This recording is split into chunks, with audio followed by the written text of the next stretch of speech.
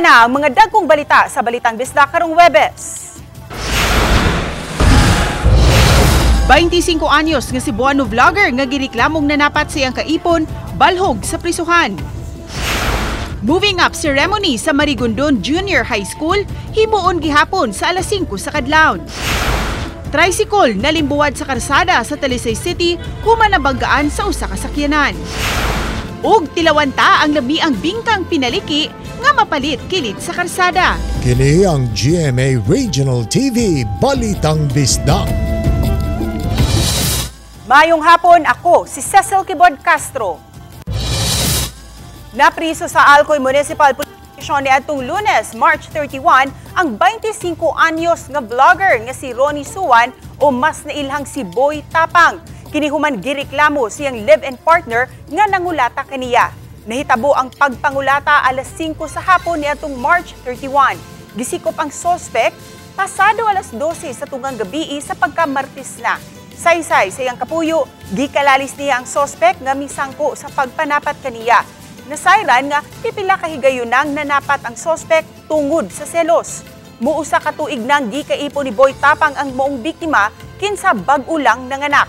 Napasakaan na og kasong physical abuse ug kalapasan sa Anti-Violence Against Women and Children Act of 2004 kagahapon. Karong hapon, nakapiyasa na ang suspect.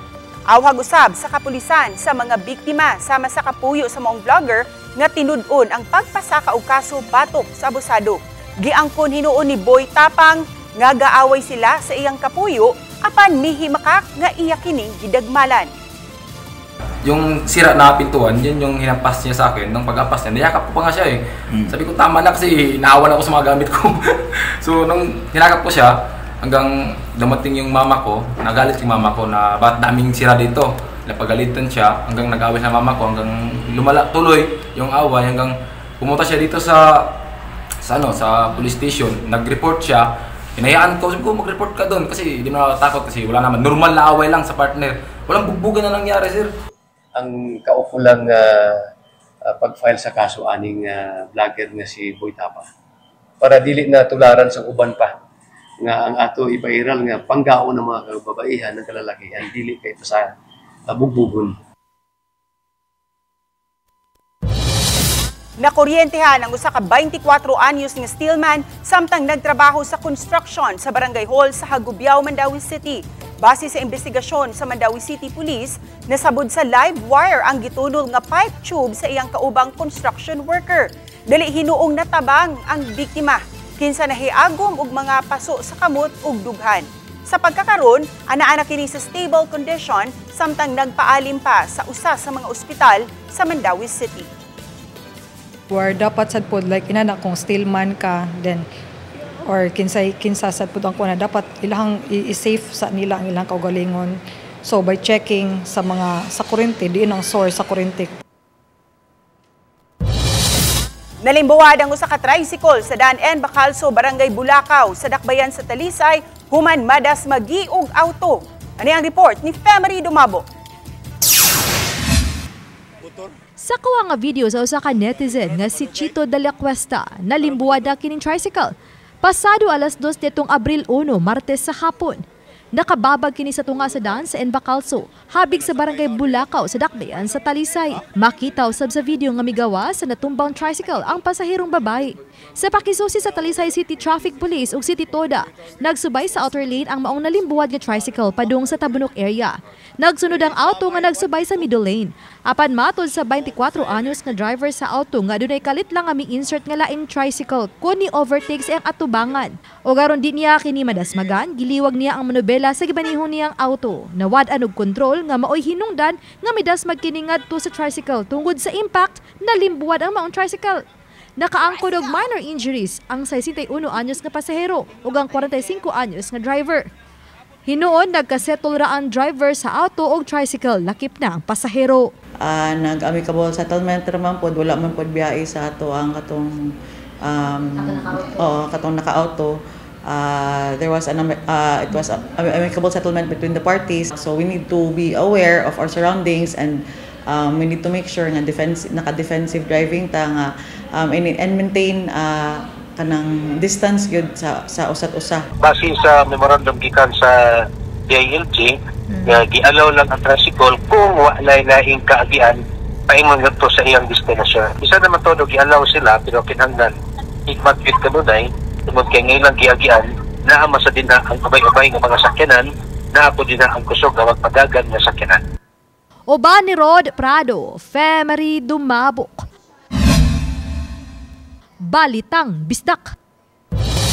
Nasikop na ang gitumbok nga gunman sa pagpusil patay sa usa ka negosyante sa lungsod sa Tabugon. Samtang gipangita pa gihapon sa kapulisan ang giingong mastermind sa maong krimen. Sayrantang detalye sa report ni Alan Domingo.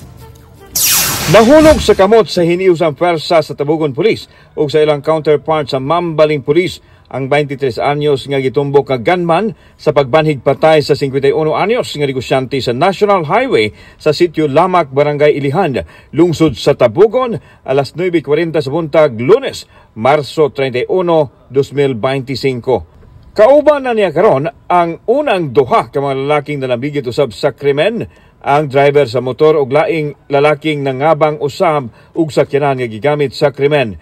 Kinsa nasikop sa susamang adlaw din gipatay ang negosyante. Gitugaan ni Police Colonel Jovito Atanasio, ang direktor sa Cebu Police Provincial Office, nga miangkon ang mga dinakpan sa krimen human nasikop sa Joint Forces sa Tabugon ug Mambaling Police dito sa sitio Viking, Alaska, Mambaling, Cebu City, pasado alas 2 gahapon sa hapon. So wala na itong itulugan para makuha kining mga suspetsado. So unang higayon nakuha na ito in coordination sa Mambaling Police Stations. Kahinumduman, patay ang 51 anyos nga negosyanteng si Dionisio Montijo kinsa giposil sa makadaghang higayon. Gidugang ni Colonel Atanasio nga grupo sa mga gun for hire ang masuspek diin duna pay laing mga kauban ining nga gipangita. Tanang anggulo ang gitan-aw sa kapulisan nga motibo sa krimen. Gipadaplin usab sa mga otoridad ang posibilidad nga konektado sa eleksyon ang nahitabong krimen, sanglit dili man kandidato ug dili usab politiko ang biktima. So alleged gunman siya, kaya tatlo na karon ato gikuha. Then ato ginatanaw kung kinsay middleman pa nga giliingon nila nga kauban nila nung time na. Yung sa arrested suspect sa wala siya related sa politiko sa bahay. He is previously arrested sa drugs. Gisuwayan pagkuha sa mga tigbalita ang habig sa mga dinakpan apan takom ang ilang baba. Ginausab sa Cebu Police Provincial Office ang natampo sa katilingban sa malampuson nga pagsikop nining mga nalambigit sa krimen. Ako si Alan Domingo, Balitang Bisdak. Nagpabiling nga naa sa heightened alert ang kapulisan sa lalawigan sa Subo hangtod na sa Semana Santa. Kini aron masiguro ang kahapsay ug kalinaw. Kini ang gipadayag ni Police Colonel Jovito Atanasio, Cebu Provincial Police Director. Lakip siyang patutukan ang mga dapit nga sagad dagsaan sa mga tao sa pagtimaan sa Semana Santa. Sama sa mga simbahan ug mga dapit din ipahigayon ang pamalandong. Paniguruhon usab sa kapulisan ang pagpatuman sa kahapsay sa isla sa Bantayan diin sagad hugupan sa mga tao. Maximum deployment sa mga kapulisan ang ipatuman sa CPPO atul niining panahuna. Last month, nagpatawag ako ng isang meeting sa upat ka Bantayan Island, di Bantayan Municipal Police Station, Madrid Diocese Santa Fe, to include the San Remeo. Kaya nga dapat amo ginipaluntad ang seguridad sa local and foreign tourist nga mo experience sa isang higayon nga Semana Santa adto sa Bantayan Island. Kini ang GMA Regional TV Balitang Bisdak.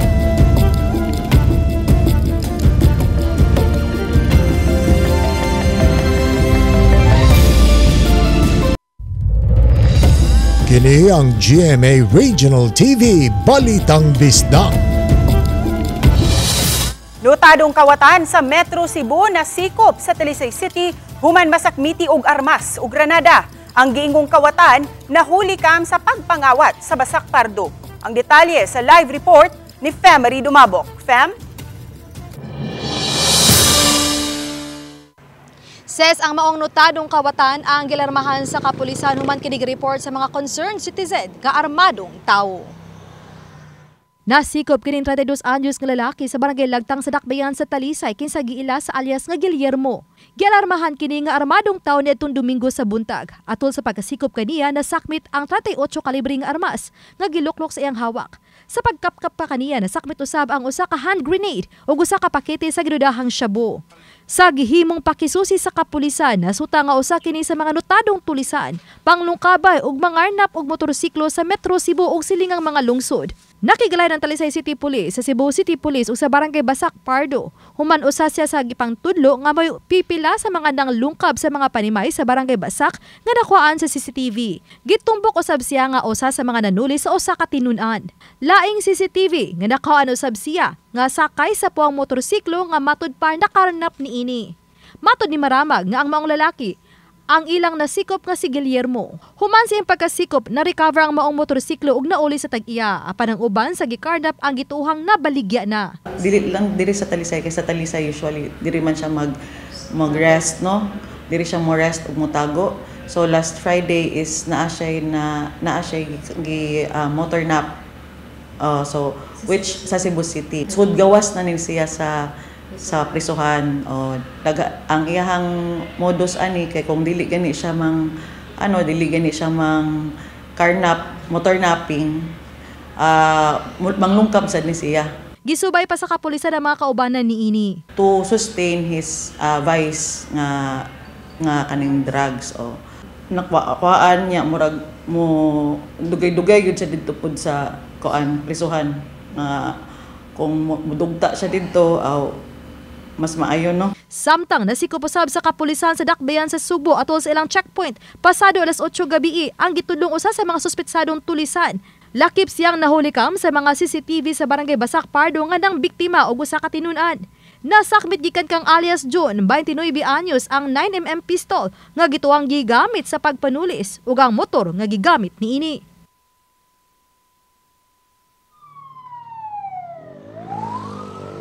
Ses, paday na pakigalayon sa Talisay City Police sa Cebu City Police alang sa kalambigitan sa mga duha ka mga tulisan ug kawatan aron usab sa pag-ila sa ilang mga kaubanan. Samtang susihon pa usab kung ang mga armas nga nasakmit kanila ang nagamit usab sa mga shooting incidents sa Metro Cebu. Ses, daghang salamat, Femery Dumabok. Subling ipahigayon ang 5 a.m. nga moving up ceremony alang sa mga tinun-an sa Marigondon Junior High School. Kinibisan pa man kung nakaani og managlahing reaksyon ang reklamo sa igsuon sa usa sa mga tinun-an kabahin sa kasayo sa pagpahigayon sa maong kalihukan. Si Luan Mirundina sa report. Nagsugod na og practice karong adlaw kining 1,580 ka mga candidates for completion sa Marigondon Junior High School. Karong Abril 14 na ang ilang moving up ceremony ug ipahigayon kini sa Hoops Dome. Sama sa miaging tuig, magsugod ang official moving up ceremony sa alas 5 sa kadlawon. Apan sa alas 4 sa kadlawon, magsugod na ang processional. Gipasabot sa principal sa Marigondon Junior High School, Garvin Vilos, nga niadtong Enero 29, nagpahigayon na sila og parents meeting sa mga candidates for completion ug nauyunan sa kadaghanan nga ipahigayon kini sa alas 5 sa kadlawon sa Abril 14. Apan iyang giklaro nga dili compulsory ang pag-attend sa 4 a.m. nga processional. Dili sila obligado mutong sa processional kay dili pa namo ka nang pagpahimutang ra man na pasod. So as long as naa sila, but dili sila makalingkod sa ilahang asa sila man designated nga place kundi sila ma-appeal sa processional, but maka-join nga po sila kinamay lingkuranan kada usa ka estudyante. Dugang sa principal, kay mas daghan ang mga candidates for completion karong tuiga nga miabot sa 1,580 itandi sa 1,513 sa miaging tuig, mihimo usab sila og mga pamaagi nga ma-modify ang ceremony ug mahuman lang gihapon kini sa alas 9 sa buntag sama sa miaging tuig kay may nagsunod pa nga mga schedule usab sa recognition sa honor students sa grade 7 to 9 o graduation sa senior high school. I-modify na ko nga tanang mga diploma, mga certificates o kanang medals isuot na dito sa ubos para hindi abot dito mubarong na lang sila o mulamano then ko out.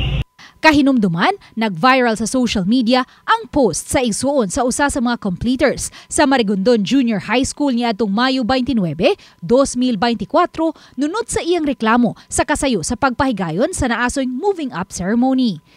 Gipasabot sa principal sa Marigondon Junior High School nga dili pagpanghagit ang pagpahigayon gihapon sa moving up ceremony sa susamang oras sa miaging tuig, kundi wa na lang yun sila laing venue nga nakuha. Order mo ilang gi-assume nga all schools have the facilities nga mo conduct sa graduation, completion. Ilang mo nag-i-assume nga na, which is dili man tinuod sa Lapu-Lapu nga dagkop nga itong eskwelahan. Pero gagmay o lugar para sa mga space niya inanang event. Matod sa pangu sa School Governance and Operations Division sa DepEd Lapu-Lapu City, Dr. Reynold Vilos, nga base sa DepEd Order, Abril 14, Lunes Santo ug Abril 15, Martes Santo ang gitugutan nga mga schedule sa graduation ug moving up ceremonies sa mga public schools. Apan tungod kay moabot sa napo ang mga dagkong pampublikong tunghaan sa Lapu-Lapu City nga walay kaugalingong dagkong venue, adunay tulo ka mga eskwelahan nga mihangyo nga sa Abril 12, Sabado ug Abril 13, Domingo ang ilang graduation ceremonies kay walay laing bakanting adlaw nga makagamit usab sila sa Hoops Dome. Bugtong ang Marigondon Elementary School ra usab ang gitugutang makahimo sa graduation ceremonies sa Abril 16. Hinuon pareho kining nauyunan usab sa mga ginikanan sa mga bata. Ang problema mong good is sa kadaghan sa mga mo-graduate unya dili walay dako nga venue para sa mga bata o mga mo-graduate o mga ginikanan. Muna nga gi-arrange sa angkuan ang availability sa Hoops Dome na to mao ra mag pinakadako nga venue nga free. Samtang gipasalig usab sa DepEd nga nakig-alayo na sila sa Lapu-Lapu City Police nga masiguro ang kaluwas sa mga tinun-an ilabi na kadtong motambong sa kadlawon nga kalihukan. Atong hangyo mga ginikanan nga anang mga panahon na nga i-kondisyon nila ilahang kuan sakto stog. Anyway, mo tap ra man gyapon ta sa ato ang PNP sa security protocol mo na protocol ginato basta outside ang mga activities. Wa usay nakitang sayop si DepEd 7 Regional Director Salustiano Jimenez sa pagpahigayon sa moving up ceremony sa alas 5 sa kadlawon kay nauyunan man kini sa kadaghanan sa mga ginikanan. Ang ako lang pong hangyo no sa tong mga ginikanan just once in a lifetime no. So ug asay para murag safety ang atong mga bata, why not? Dili lang pud kada adlaw. It's just for that day to make sure nga safe. Ang ato gyud nga safe lang gyud ang tanan. Uban ni Marlon Melgazo, Luan Merondina, Balitang Bisdak. Gipang butangan og numero ang atop sa tanang e-bike nga magbiyahean sa Barangay San Nicolas proper sa Dakbayan sa Sugbo. Gitumong kini aron sayon og dali ra matumbok ang mga e-bike nga gamiton sa mga kawatan sa ilang operasyon. Nasayran nga sa makadagang higayon, magsakay og e-bike ang mga kawatan sa maong barangay. Nakuhaan na kini sa CCTV footage sa barangay apan maglisod sila sa pagtumbok sa mga sospek. Busa na huna-hunaan ni Barangay Captain Clifford Jude Linyal nga butangan og numero ang atop sa mga e-bike. Isip rekisitos na sa pagparehistro sa mga e-bike. Kini ang GMA Regional TV Balitang Bisdak.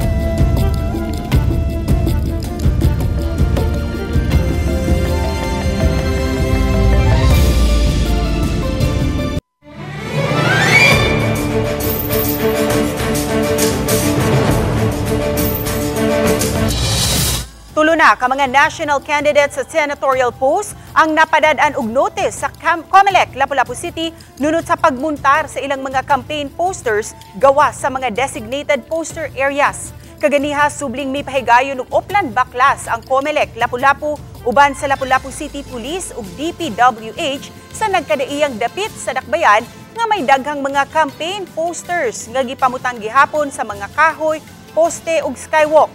Taliwa sa pabalik-balik na pahinumdum sa COMELEC. Matod ni Attorney Anjanette Lamban, Election Officer sa COMELEC Lapu-Lapu City, nga kunhuman sa duha kahigayon nga pagpadaan nila og notice sa maog gihapong mga kandidato nga nakalapas sa lagda, hayan. So that's the time that the office we're going to file a complaint against that candidate for disqualification. Samtang nagabot na rin atong Lunes sa hapon ang 301 ka mga ballot boxes uban ang mga batteries ug voter verified paper audit trail. Wala pa hinuon naabot ang mga voters information sheets. Usa ka wreath-laying ceremony ang gihimo sa Cebu City LGU kauban ang kapulisan alang sa ika-127 nga kasumaran sa The Battle of 3 de Abril. Gihimo kini karong adlaw sa 3 de Abril marker nga nahimutang sa barangay San Nicolas proper ning Dakbayan sa Subo. Mihalad usab og 21 gun salute ang kapulisan. Pagsaulog kini pahinungod kang Lieutenant General Eulogio Pantaleon Villegas Soldi o mas nailang nga si Leon Kilat. Siya ang nangu sa pakigbatok sa mga Espanyol aron makabot ang kagawasan.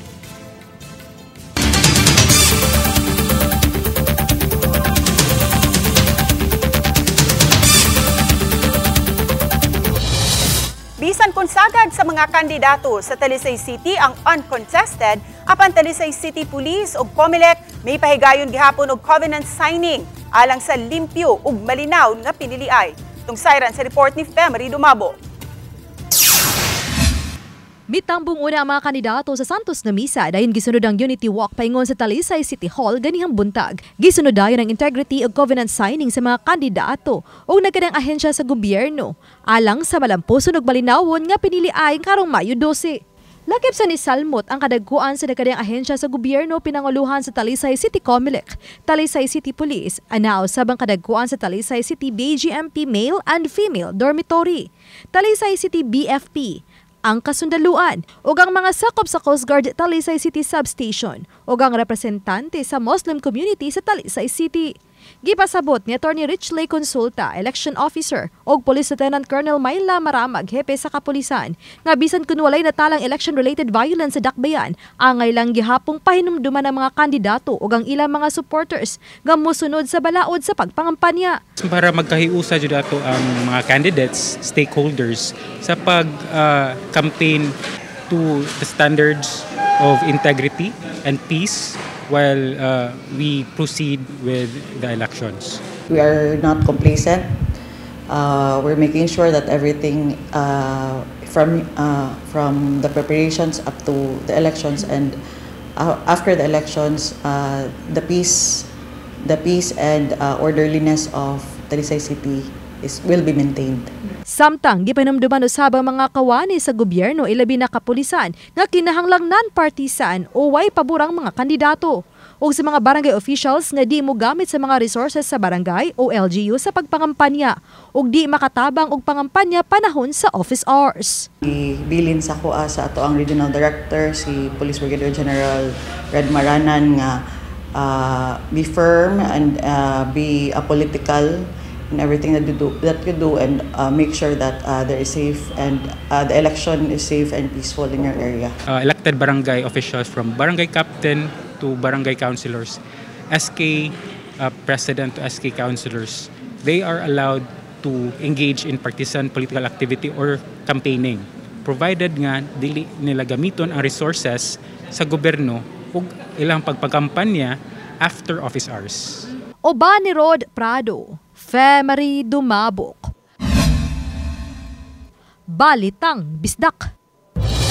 Usa sa tatak bisdak nga kanunon ang bingka nga himaliton usab kaayo sama na lang niining gibansagan nga bingkang pinaliki nga naghatag og panginabuhian sa usa ka padre di pamilya ning Dakbayan sa Subo. Atong tilawan ang bingka sa report ni Alan Domingo. Kinsay dili madani sa kinaham nga kalanon nga daw nagkatawa sa liki og nagpangamay nga tilawan siya. Ang gibansagang bingkang pinaliki nga giluto sa daplin sa kalsada dapit sa simbahan sa Barangay Mabulo, Dakbayan sa Sugbo. Timing kaayo nga bag-ong haon gikan sa hornuhan o oven ang mga bingka nga sa kahumot pa lang lamia na. Samutan pa kun matilawan na gyud makaingon jud ka uy pastilan ng lamia. Gamit ang ginaling bugas humay nga gipatubo sa yeast o gibutang sa dahon dayon gibutang sa hulmahan o gipaslak sa oven nga isugnuran og uling. Tungod sa kalami og daplin na usab sa kalsada, makahapit yun ang mga kumakaon sa bingka. Ano sa sikreto ni mo sa mong bingka nga lami? Wala, nang lupira ka suka, kung ibutang. O kapogi. Matod ni Ricky nga mao kini ang dugay na niyang panginabuhi nga gisaligan usab sa iyang pamilya. Hagit kaniya ang pwesto kay usahay dili man sila tugutan nga makapaninda sa bisan asa busa strike anywhere siya Tungod kay diligid ang iyang lutuanan, dali ra siyang makabalhin ugaling dunay mahitabong dakop. Gipadayag sa bingkero estate tigluto og bingka ang diskarte mao iyang puhunan sa pagpadayon sa iyang panginabuhian ug ang bingka mao'y tinubdan sa tanan. Taon na mga 15 na katuig. So, mura po din buhi mo sa pamilya. So, kamusta man? Okay ra sad. Kauban si Clover Lumayag ug Rod Prado. Ako si Alan Domingo. Balitang Bisdak.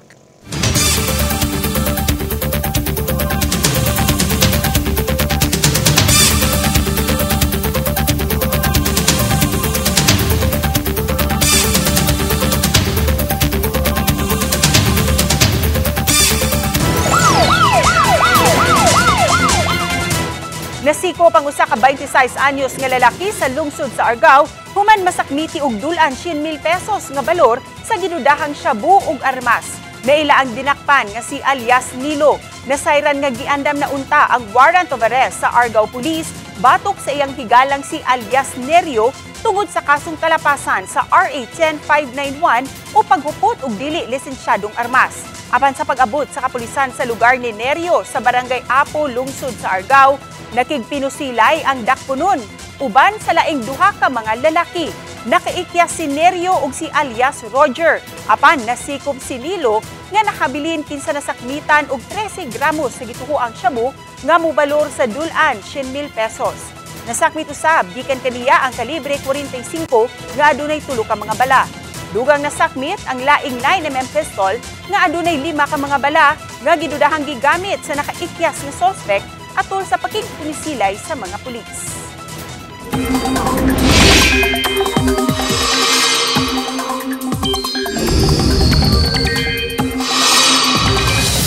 Kung adunay daghang mga dapit sa nasod nga nakasinati sa kainit sa panahon, adunay mga dapit usab nga posibleng uwanod. Northeasterly wind flow ug easterlies ang nagpasulabi karon sa nagkalain-laing dapit sa nasod. Ang northeasterly wind flow mao ang hanging amihan kaniadto ug mas hinay ang epekto niini. Ang easterlies usab ang init ug ang iga nga hangin sa kadagatan sa Pasipiko. Suway sa rainfall forecast sa Metro Weather, adunay kahigayunan nga uwanon ang pipila ka mga bahin sa Eastern ug Central Visayas nga maglakip sa Cebu, Bohol ug Leyte provinces. Posible usab nga uwanon ang nahabiling mga dapit sa nasod. Kami ang GMA Regional TV Balitang Bisdak. Kinatibok ang pwersa alang sa mas na komisyon ug mas halapad nga pag-alagad sa nasod. Mayong hapon mga kapuso.